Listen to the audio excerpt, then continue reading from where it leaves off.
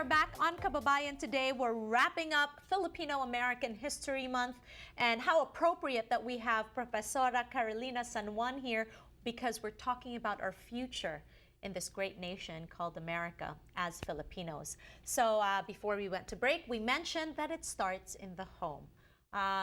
We have this in common. Yes. We are both Filipino-American mothers. Yes. And we have children that we're raising here. Right. And we want them to be Filipino-American, right? Yeah. We literally bore the next generation. Right. The third generation of Filipino-Americans. At least some of them came out of our bodies. Yes. So what is our responsibility to these younger generation? Right. Well, I think as second generation Filipino-Americans, we really experience this kind of painful assimilation process. And so because we know that, and we love our children, I think we're watching very closely how they assimilate.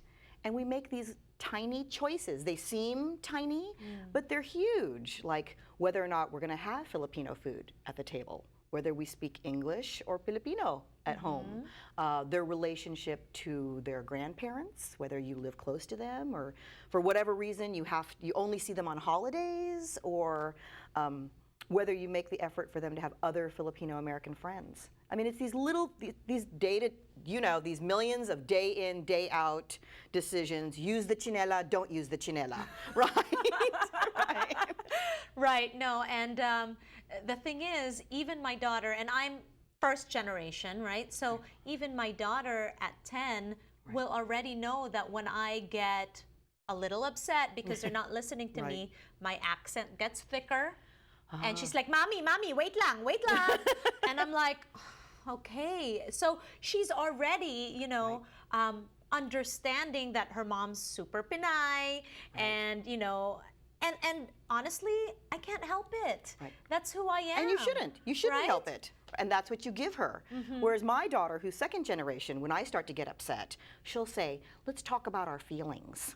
Let's take a deep breath and talk about our feelings. Hey, that's good. Right, but then, you know, my spouse, who's first generation, looks over at me and says, is she even Filipino? Like, who does that? And I'm like, oh, sorry, child development class, right? And we're talking about it, right? So it's these, you think these decisions are innocuous, but they're really shaping their identity. Yeah, so it's really a combination, right? Yeah. We would like to be able to pass on to our children the best qualities about being Filipino. Respectful, but that doesn't mean that we can't negotiate, right? Because this whole talking back, don't answer me. You know, but then in a world where we need to negotiate every day, that teaches our children that, well, we shouldn't speak up. Well, and in the past, they've always, like, all the sociological studies have always said, oh, Filipinos assimilate so well because of the Asian community, right? We're the ones that speak English because of American colonization. We're Catholic, so we're Christian. So it's easier to plug into American culture.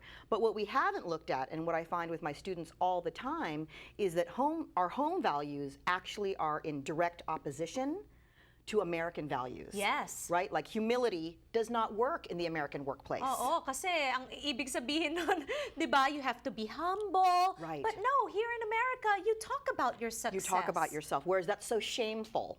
That's so shameful. And then, you know, I've also found that the way we assimilate is very different for boys than it is for girls, right? Like when we raise our sons, sometimes the way we've taught them to behave, which is to not speak, to not make waves, really hurts them in the classroom.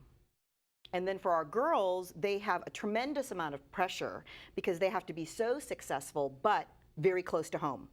Like, be successful, but don't go to Yale. You have to go to a UC. You have to go to a California school. Don't leave home. So this kind of conflicting messages has been very difficult for second generation Filipino Americans. And I know you're very sensitive to it with your own daughter. So I think that as we're raising our children, your show, these conversations we have, are really important to recognize that while it looks on the surface like we assimilate well, there's something going on underneath that that's very difficult.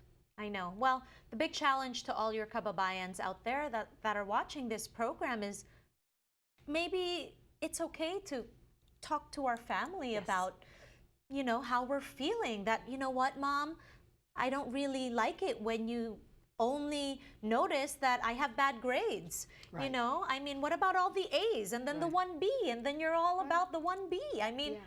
you know, let's talk to our family. That chinela is really scary. Yes, that chinela is really That scary. chinela is really scary. Right, but Carolina, this has been a great conversation. glad. Can we do this more often? Yes, let's do it. Okay, I'm happy anytime. to be here. Anytime. All right, maraming salamat po for joining us on Kababayan Today. And thank you so much for watching us this month. It has been challenging to create this comprehensive timeline for Filipino-American History Month, but we do it because we want to represent the best of who we are to the rest of the world. So maraming salamat po. Ako po si Tongi. See you all again next time.